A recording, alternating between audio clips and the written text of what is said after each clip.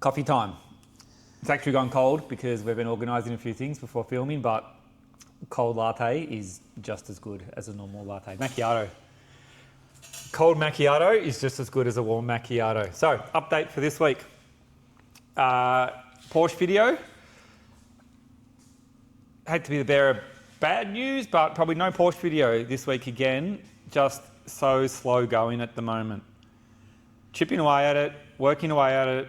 You know, we really want to make this good, but do it right at the same time. So, where we're at with the Porsche is we've been picking apart, removing all the sheet metal we don't want. So, it took a ton of work. I know you guys probably don't care, but it took a ton of work to get rid of the old firewall, the old inner guard, down into this double flange here. So, Evan, maybe zoom in on that. So that wasn't just a matter of cutting it out, that's a matter of, you know, getting into the glue and all the rivets. And down in here, it was glued and riveted and multiple pieces. So it looks pretty messy at the moment, but we finally got rid of everything from here up that we're not using so that our new firewall and inner fender well can come in and slip back into this original location and then bond, glue and rivet exactly how Porsche did it. And we can start to build our new A-pillar structure up in here. Our hinges are mounted for our body, and we can start to figure out how to tile this together with cross-car beam and all that essential stuff under the dash, which is going to have to get added. So the next video that hits, the body will be back on, mounted, in its home, and we can finally get to some real fabrication and start building some stuff to move forward and get away from just unpicking and test fitting. So really excited to get to that point. Even with the 356 body, we've had to remove more. So all in this section, it's all double, triple walled skinned. So we're back down to a single piece. We've got some original bare metal here, some original rust, some 70-year-old red brown. And then, as I showed you on that car behind us, that flange cuts across here, and there's an inner guard liner here. So we can work from this flange up and over, tie it back in, integrating how Porsche then and Porsche now assemble their cars. We can bring it back together. so that's the next episode. That's the next episode. Yep. So the next episode is going to be all the chopping of this, all the chopping of that, the frustration of doing that, fitting this back on, getting it jigged, getting it mounted, locking it down, starting to get into some real fabrication so we can really get to a position we can move forward. You saw on the last episode, we did the sills. So we've done these, they're dusty. We've been doing some other bodywork stuff in here, so there's a film of dust on everything at the moment. We've got our new sills made. We still need to create the returns. So probably the next day or two, this return up here, we'll fold them up. In the next video, we're finally going to get these mounted on there. And really important, the doors, don't look at that door over there, it's disgusting. That'll be another video. The doors on the A-pillar is what sets us up. So we're getting there, We've got to get these doors on, get the sills set, everything else builds out from there. Speaking of doors, man, I actually got to drink this thing. Speaking of doors, we remembered a buddy of ours, local guy, had a little 356. Steve, if you're listening, dude, you got to get it out of there. He's had it for way too long and done nothing with it. It was buried with a lifetime of gear in his garage. So if you can grab a picture, I would flash a picture up of how his 356 is sitting in the garage. Maybe hopefully. I should buy that one. You reckon? Yeah, the price tag on that one might add up, but okay. So if we get in close on this, you can see paper patterned, paper templated the whole side of the car. So we've got from the front wheel arch, the door, the sill, right through, rear quarter, rear wheel arch. And you can see I've scribbled on this already. So this is where we pulled a lot of the measurements from. So you've seen in other videos, we've got the original drawing of the 356, which may or may not be to scale, that's questionable. On the CAD, we dragged it out, proportioned it to real measurements. We'd also taken a paper template off a real car that hadn't been touched and cross-referenced some of these measurements. Door gaps, door radiuses, you know, front overhang, rear overhang and everything else. And we've been working back to this to build our seals and to work on our doors. In our door video, you'll see we've had to correct the radiuses and do a bunch of other stuff to get our doors, which are a mess, into some sort of shape to work with. So that has led us into a big decision with our doors. We had to decide to work with our doors or to replace them or to do new ones or whatever. Compressor. What our plan is our doors are too far gone to even bother trying to work with the outside skins. So we're going to work with the inside door frames. They're not bad, a few little repairs, but we'll work with our inside door frames, but we need to pull the skins, put new skins on. I don't trust the doors are in the right shape. They've had work, they're old, they're beat up, you've got nothing unknown. So the doors, I've had to do something that looks horrible, but it's great. We're moving forward with the doors, making the exterior of the door the right shape, make a pattern off the door, make a form, sit the door in it, pull the skins off, repair the door frames in the pattern, get the frames good, use the patterns to make new skins and then reskin them. And I've had a buddy, coach builder buddy, he's reached out and he wants to get involved to make some door skins. So that's going to be a whole thing. Hope we haven't given away too much on that one. Don't have to watch a YouTube video in the future now because I've told the whole story. But it's going to be a real cool process to get beautiful door skins finished out of the tool, perfect, with no surprises later. And as we're working to this big template down the side of the car, that white plastic thing, I think we've shown the white plastic thing. Yep. So that white plastic template, we're making our doors perfect to that before we even make the molds to make the skins, before repairing the frames. So always controlling that outside position and building everything to that outside form, not just like randomly repairing something on a bench and hoping it to fit later. So, next. Main business is bodywork. I know a lot of you guys have probably come on board with this Porsche build, but bodywork is our core thing. We've been running this business 15 years doing that, and it's one of our specialty, highly experienced things that we do. And we get asked about different things all the time. And one of them is body filler. And, you know, experienced people know how to do this.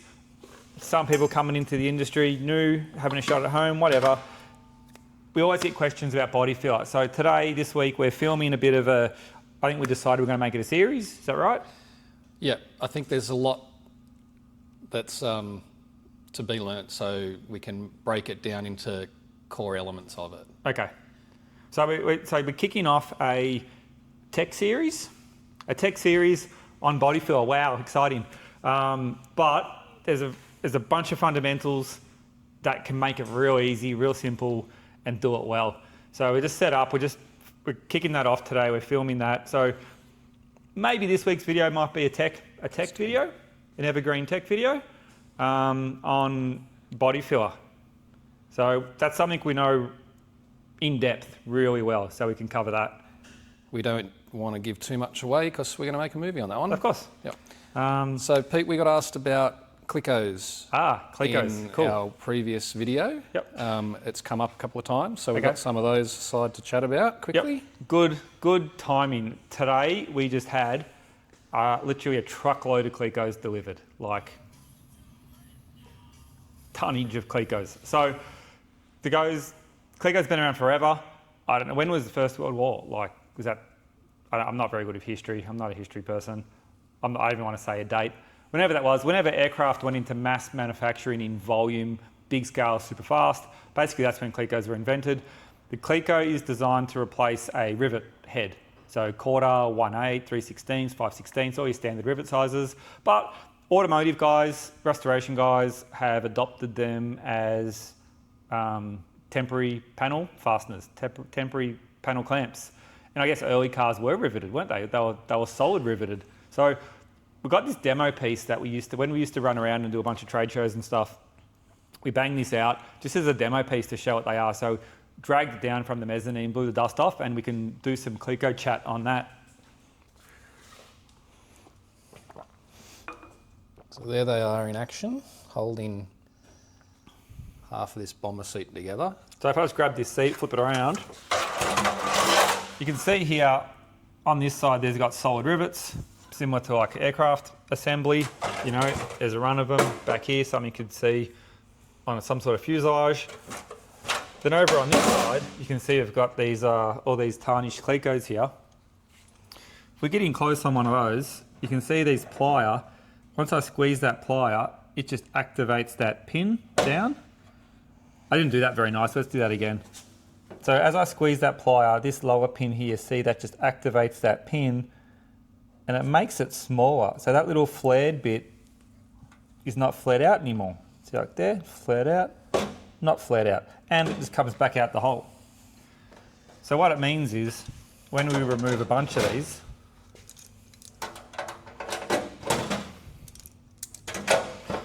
this panel is now loose. So if you're making something like this, you can test fit it on and off a million times. The Cleco pin acts like a dowel, so it's a locating device, as well as a clamp. Just show us one up close there, Pete. Up close? With the... Let me find a nice clean one. These are all... So I'll put it somewhere stable so you can see. So you see when it's compressed, it's flared out. And then as we squeeze it, it gets smaller because it doesn't have that center shaft or that center spacer anymore. And as I let go of the plier, it flares back out. It's going to grip and clamp on the back of that hole. So you don't need, like this seat here, obviously it's got 100 in it, you know, this was going to get solid riveted to show this off. But if you're making a patch panel on a car, you might you make your patch, just have 2, 3, 4 of these randomly around the edges. You can put the panel on the car, mark out your changes, pull it off, go away to your equipment, do whatever you want to do, make the changes, come back, put it back on. It's the same spot every time, like to microns. It's a dowel pin and a clamp. So you don't have to like use a Sharpie marker or use a bit of tape and changes all the time. It's the repeatability, off and off, and just clamp so many times. So that's like the essence of a Cleco pin. As for guys at home, car builders, fabricators, whatever, you know, these things come in multiple sizes. I'd let you know on a bit of a hack, like don't get sucked into the eBay sellers that sell these little cheapy kits with 5 of every size or 10 of every size. Like it's a waste of time. You're going to have 4 or 5 different hole sizes all over your job and you screw yourself. Just pick one size, commit to it. Just 1/8, just have a big tub of 1/8. So you see here, now that I've said that, there's actually 2 sizes in here. But you can see here, if I pull all these 3/16ths out, and you can tell the different sizes by the colours. The coppers are the 1/8, they're the ones you want. So just set yourself up a tub of 1/8, and you have a 1/8 drill bit, and just do your whole job in one size. Because a car guy, like a resto, like a custom guy, you're gonna weld the holes up. You're not using them, you know, as rivet heads. You don't need the different sizes. If you're building a caravan or an aircraft or a fuselage or something that's specified different sizes, you need different sizes. Just set yourself up a pack of one size and just stick to the size. It's the easiest way to go about it. And you get some of these fancy ones. You get these little side grips. So you can see here, this is one jammed on there. It's like that. So it's like in a scenario, you know it's good. Oh, you know what? We can use this for real, Evan. Come over to the Porsche. Come over to the Porsche. So let's say this is a job and we're putting a new sill on, but we wanted to test fit the new sill to the door. What you can do, the side grip can clamp this way. You even see that there. Watch this clamp on that. See, it can clamp on like that. You jam 2 of those on like this.